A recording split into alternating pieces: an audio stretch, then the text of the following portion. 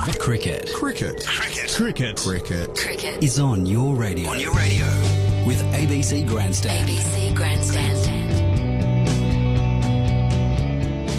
And welcome back to the SCG. Well, there's a couple of old bastards sitting here who's been watching the game. And I'm sure you'll understand that when I start talking to Drew Morphett, who's been watching more sport than I have over a long period of time. And it's very sad, actually, to think that as things currently stand, at any rate, Drew is doing his last call on the ABC at this test match. Maybe the future holds something a little bit brighter in terms of all of that, and Drew's voice will continue to be heard on the ABC. But, Drew, that's the way things are at the moment, and you must be tinged with a little sort of nostalgia amongst a few other emotions as you think back on what you've done and what's going to happen next. Yes, as I look out here, Jim, from the commentary box across the members' stand and the ladies' stand, I reckon I've been coming to the Sydney Cricket Ground since roughly about 1956 or 7. Saw St George win their 11 premierships in a row, and like you'd come to the cricket with your father and you'd play down the back of the Noble stand with the tennis ball. So this is great memory for me, and of course my first audition for the ABC, which was my final audition, did a couple of in the studio, but actually called about 10 minutes of the reserve grade grand final in 1966, which was the clincher for me to get the job. 1966. So you're just out of school. Yep, first year out of school. How old were you then? 18. Right. I applied for the job once at school, once just out of school, didn't get an interview either time, and my father said, you keep applying, if your name crops up again and again, they'll say, oh, this bloke, at least you're worth an interview. So third time, got an interview, and once I marched into that studio, said, this is mine. No worries at all. It was a changing moment in your life, though. I mean, you were brought up in Reg Casnier, rugby league, Norm O'Neill, cricket, going to You've Scots picked College. my two heroes. All right? Yep. All of that. Yeah. And then all of a sudden, you end up in Perth. And you've got this funny game with blokes running around the field and they don't really tackle each other and they don't score tries. And yet you became one of the best, still the best, at calling the game. That was tough. It was a funny game for me too. It just so happened that coming out of my traineeship after 2 years, the first job that became available was Perth after the retirement of the famous Ron Halcombe. Yeah. And Jim Fitzmaurice and George Gulyasic both moved up a spot, and I filled the breach behind them. So I skipped across up the steps to the plane in those days. There was no air bridges or anything like that. My mother's bawling, her little boy's going to the other side of the country. I'm 20 years old, lob in Perth. Never heard of Polly Farmer, Dennis Marshall, Barry Cable and all these legends of the game, so I had to learn it in a hurry. And Jim Fitzmaurice suggested that I go out to the game and learn it from a bloke who was doing around the grounds reports. I didn't even know what around the grounds reports were. But about 3 times a quarter, there'd be a broadcast game and say 3 other games, and from the 3 other games you'd give progress scores. And it was great because I was able to sit there and sort of ask questions in between, and I didn't know the difference between a ruckman and a rover, and it was like ants gathering around an anthill to me at the start. But I suppose after a while you get to learn a bit about it, and there'd be plenty who'd say, still knows nothing about it. The game's different now because they are a bit like ants around an anthill because you can get 36 players in 1/3 of the ground, whereas in those days they were spread out a bit more. It was 18 pairs around the ground. I still love it. I love the game, and I must admit I've lost touch with rugby union and rugby league since I've been in an Aussie rural state. There's a lot to talk about here, so I better get down to the business here because we've got quite a package put together around your illustrious career as a broadcaster, and I need you to cast your mind back to the velodrome at the London Olympics and the final of the women's sprint. Yes. Now Mears rolls away on the inside, so she must lead at the start. Hearts would be thumping. Gee, my heart's thumping up here because Anna could be just this one ride away from being an Olympic champion for the second time. Mears hooks to the top of the track and pretty much brings the race to a standstill. Close to the rail, right up against the fence, and Pendleton's right behind her. She might even try to come to a standstill completely. She just about did, and Pendleton rolled away to take a bit of an advantage. And she has skipped about 6 bike lengths away, but it's a long, long way from home. Mears tails her up. She's now within about 3 bike lengths, high on the track. There's a lap and a quarter. Pendleton leads. Mears has her in her sights. They get the bell. It's all on the line over the last 250 metres. Pendleton looking over her right shoulder. Mears stares straight ahead and goes straight up to Pendleton and goes past her. Vicky's gone. Anna's going round the final bend. Mears comes to the line. Gold medal, Anna Mears. Magnificent. And she threw off the visor that fell off yesterday in celebration, and Pendleton does congratulate Anna Mears, and Anna is punching the air. Gold medal to Anna Mears. And Anna throws a helmet in the air. It's gone 20 feet in the air, and with the cleats and everything, she's walking up the steep banking. You see an opportunity and you take it, and you've got to commit. And I gritted my teeth, and you couldn't hear it because the crowd was so loud, but I was yelling under my breath. I go, oh, no! And I went, and I just thought, I can't believe it. Hugs and kisses over the fence for Anna. Phenomenal. Levi goes to the front. The New Zealander is there as well.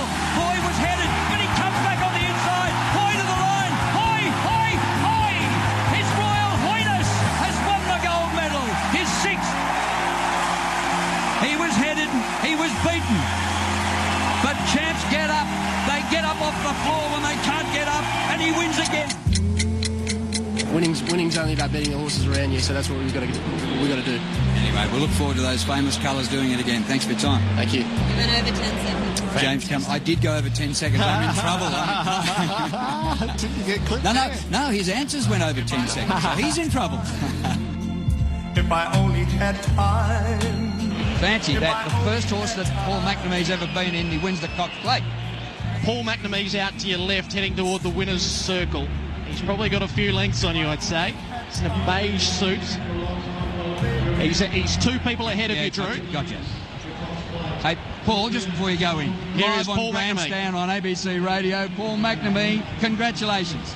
We're just so pumped. I mean, you know, up to last year, we just wanted another chance. We just felt another chance. Like I said to Tracy yesterday, if I saw you, I wouldn't be coherent. We're pretty excited, I've got to tell you. I would swap a Wimbledon for it, actually. Yeah. Go and get that trophy. You've got it at last. Took 12 months. Good on you. Thanks, Rui. Well, the Melbourne Cup is the main race, and Protectionist performance to win the Melbourne Cup, streeting away at the end, was the highlight for me. I think the biggest highlight was 20 minutes later when Drew and I were there and Big Wally Power walked into the area where we were, and what did he present us with? The Melbourne Cup. The Melbourne Cup. That was a pretty nice moment, wasn't it? David's in a lot of horses with this bloke, but he's not in the Melbourne Cup winner. It's all right. Might be back next year. Don't worry. Here comes the second serve on triple match point. Down the middle, blocked back by Sharapova. A backhand drive by Serena Williams is a winner. She throws the racket in the air, throws herself on the court. She can't quite believe it, but she's been a believer for the whole fortnight. None of us watching could quite go with her until we got to today, when she has slaughtered Maria Sharapova in 63 minutes, 6-1, 6-2. Have a look at him. Oh, just like the walk that Lee Matthews did way back in 1990 for Collingwood. And he punched the air. And Mark Williams, he's taken the time. There's the siren. Port Adelaide have won their first ever AFL Premiership.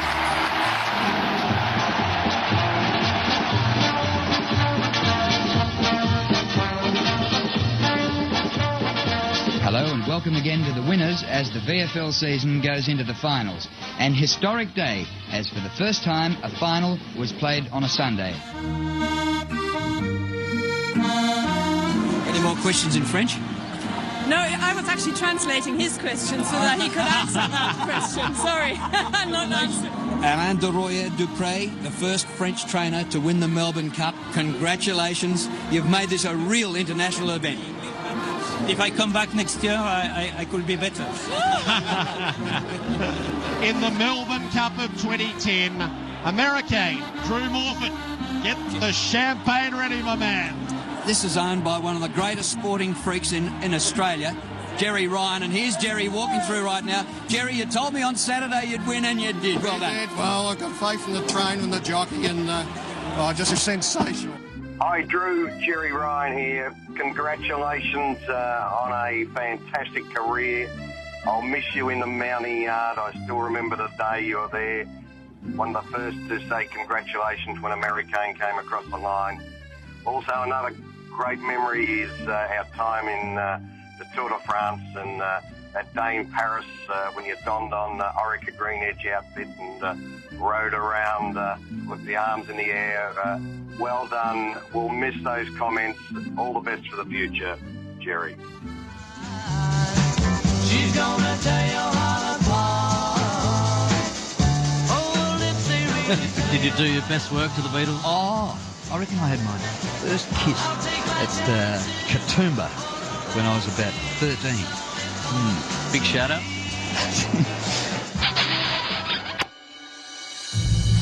Cox inside the 50. The Eagles need a mark. A big pass.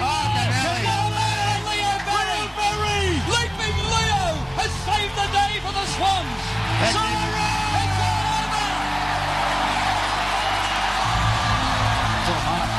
Sydney have won on the mark of the day by Leo Berry. And the Swans for the first time since 33.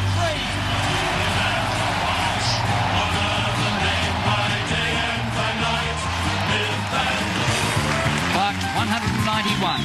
Good for sea bowls, and Clark plays the expansive cover drive. Magnificent shot for 4, not 6.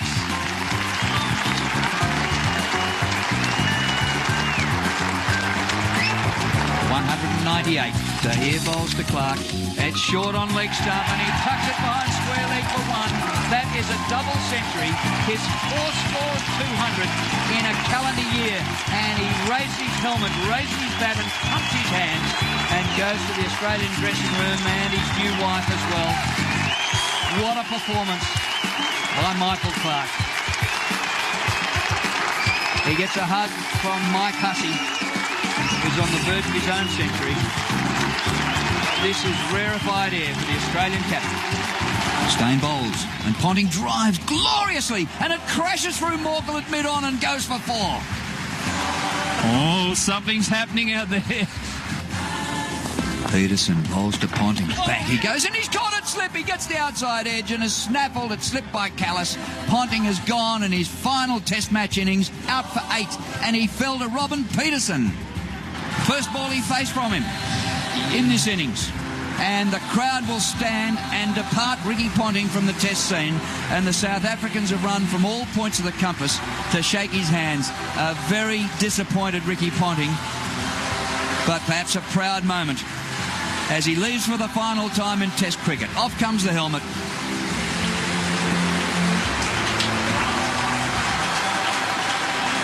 He waves, he stands and turns back at the crowd and waves, and they go up again for Ricky. All the South Africans applauding. Every man, woman and child on the ground applauding. He's over the broomstick. And puts it away. He punches the air. Adam Scott, 2 years in a row, wins the Australian Masters. In between, he won the US Masters to become the first Aussie to do so. And in 2 tournaments on Australian shores, this visit, he's gone win-win. After the PGA last week, the Masters this week, he's got the World Cup for Australia next week, and then the Australian Open. He's playing in them all. He's 2 out of 2. At the Velodrome, they're just showing a replay of Andy Murray winning at Wimbledon over Roger Federer. Gold medal to Andy Murray. We knew that because we were listening to Grandstand, but the crowd at the Velodrome didn't know it. And now it's a big standing ovation for Andy Murray, who finally gets one up on Roger Federer. Couldn't beat him for the Wimbledon title, but beats him for the gold medal. I must say that the entertainment put on at all the venues has been terrific.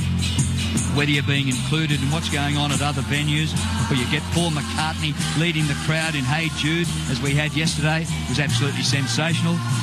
I think it must be written in Paul's contract. Every time he appears in public, he's got to do Hey Jude and dye his hair just a little bit more. 12 for Parker, 10 for Josh Kennedy.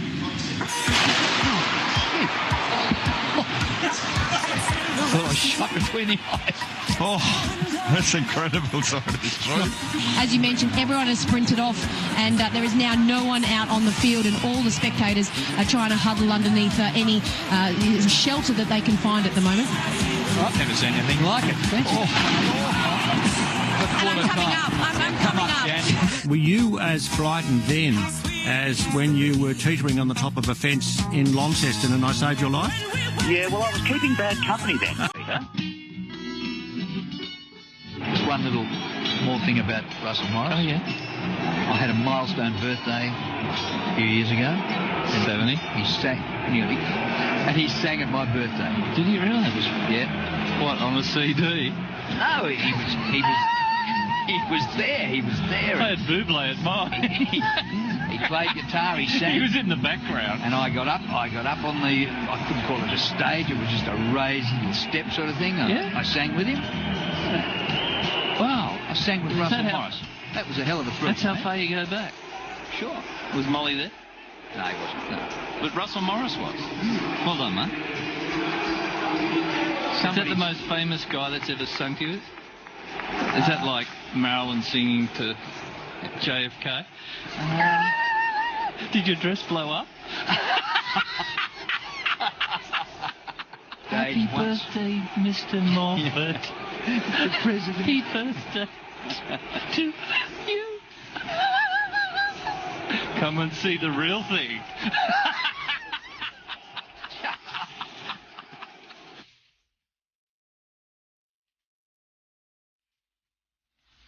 I'll interrupt the conversation he's having with the owners.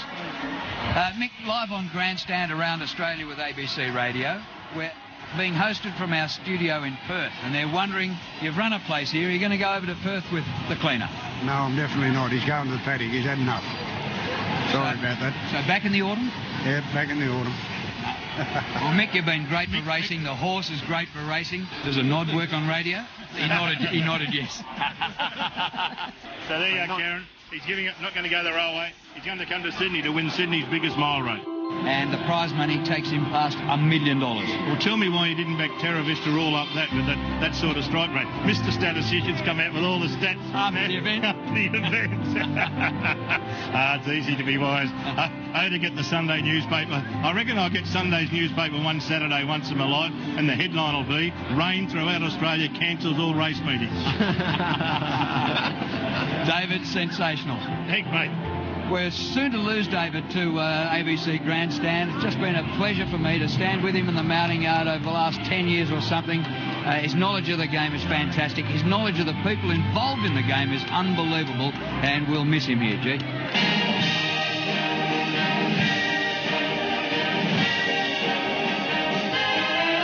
I can hear, Gay. It's unmistakable.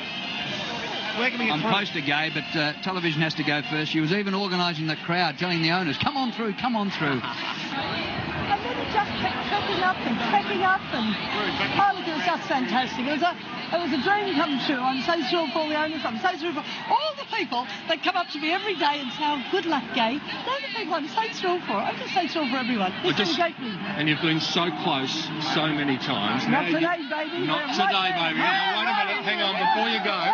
Gay, what about the fact that you've done what TJ was able to do twice? What does that mean to you, too? Well, I've got to do it again, haven't I?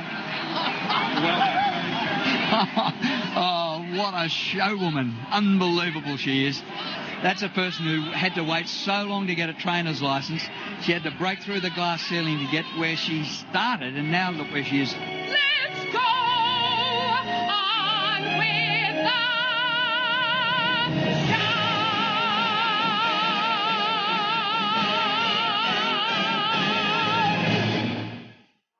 You there, Drew?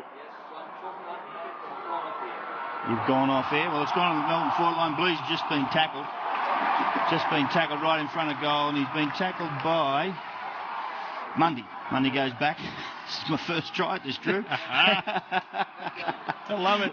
They've only got a few minutes to go, a couple of seconds to go at the end of the game. Mundy holds the ball. That's it. Fremantle. Keep going. I think they won, Drew. They did. G'day, Drew. What a special bloke you've been. And to all ABC listeners around Australia, Drew's been an icon in this sport. Order of Australia. But the biggest thing for me was doing the quaddie with him on a Saturday afternoon. Before the game, we'd argue, we'd dispute, we'd roll over a whole lot of horses. And guess what? It didn't matter if we won or lost. It was all a bit of fun, and we had a bit of laugh and a giggle. Drew's been a bright light for me. Every time he walks into the room, he's happy. He's just an outstanding character. So for mine, he's been superb for the ABC and superb for the community of Australia. And I'll miss him, but I'll definitely see him again. Don't worry about that. We'll meet every Saturday. Doesn't matter where he is, and we'll still have this quaddie. We haven't won many, but when we have a bit of fun. So good on you, mate. Have a great time. Cheers. Hey, Drew. Russell Morris here, mate. Boy, I remember your birthday. A lot of fun. I tell you what, I'm going to miss, as I've sent you a couple of texts during the years, how much I love your voice, because once I hear you on the cricket, I know summer's arrived. But I do remember your birthday, and actually it was a moment of hell for me, because I get up, I sing, and all of a sudden I said, Drew, someone said, oh, Drew sings. I said, oh, do you want to get up and sing, Drew? No. Come on, Drew. He gets up, you get up, sing. For God's sake, I became the feather duster. You became the rooster for the night. Prancing around like Mick Jagger, but you absolutely murdered him. So I hold a bit of a grudge over that, mate, and I will hold it for a while, and probably written on my tombstone. So lots of love to you, and you're a great fella, and I've loved you on the radio. And you will be doing something else, I know that. That's Russell Morris, and before that, Mark McClure. Yes, your energy, enthusiasm, I have to say, that has been one of the standout features. You do brighten up the day every time you come into any place. Oh. Even though not just the chicks in the bar. Well, I enjoy what I do, so when you come to work and you're loving what you do, yeah, you walk in with a smile and a bit of a skip in your step.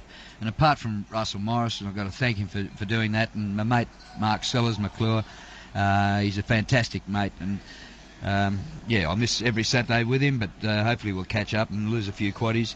But for Jerry Ryan as well to get on the hooter and say something. Jerry's one of the greatest supporters of sport in this country, not only cycling, women's basketball, you name it, the Storm Rugby League, St Kilda Football Club. He's made a lot of money, but he's been extremely generous with it in all sorts of sport. So thanks, Jerry. Good on you. There's a wonderful diversity of your output in that package that's been put together. What stands out of all the things you've done? Is there something special that really stands out? Well, you can do Carlton-Collingwood games that are sort of wars. You can do grand finals with 100,000. But when you go to the Olympic Games and you call an Australian gold medal, it tops the lot. The first one I ever did was Los Angeles 1984. Australia hadn't won a gold medal in the first 8 days of the Games, and we won a gold medal in the team's pursuit. And I've never had such a thrill in my life. It's against the Yanks. It's on an American track. There's, the crowd's 95% USA, USA, and we kicked their bums, and it was absolutely fantastic. So that was a thrill, and to repeat the dose again with Anna Mears in London. I mean, the Brits on the track, the Brits won 7 of the 12 gold medals.